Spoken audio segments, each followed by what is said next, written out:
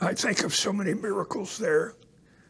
Perhaps the greatest was one day he had two boys, Paul and David, and myself, and we were stair steps. One was 5, 6, and 7. I was the middle one.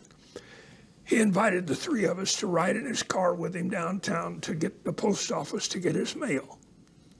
We got the post office. He parked across the street, and he turned around. He told us, said, "Boys, don't get out of the car. I'll be right back." And he locked the door. And we're sitting there playing. Well, after a little bit, Paulie jumped in the front seat. He opened the door. He jumped out of the car to go to his dad in the post office. A car hit him, a speeding car.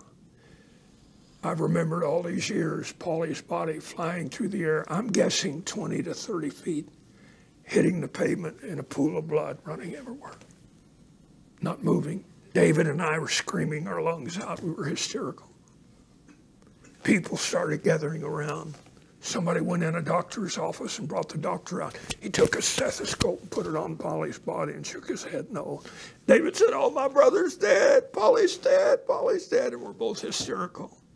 All of a sudden, that man of God come out of the post office, started down the stairs, and I can hear him now. "Oh, God, don't take my Paulie. Oh, God, please don't take my Paulie." And he ran down the stairs, ran out in the street, scooped up that baby, held him up, maybe like Abraham did Isaac. And he's screaming, "God, don't take my Paulie," and tears just streaming down his face. All of a sudden, Paulie started crying.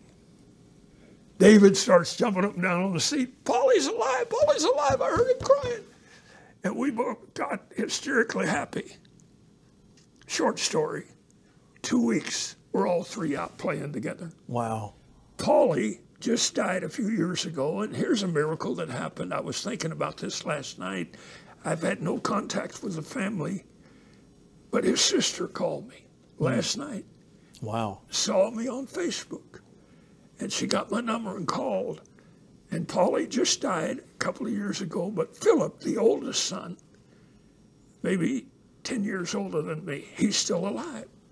And she's going to have him call, and she's sending us pictures of Brother IVIE and of the Bethesda campground. Wow. I was also with him in many other meetings, and I could go on and write books about miracles under the ministry of Earl IVIE. He was a man of faith. He dared to spend his faith.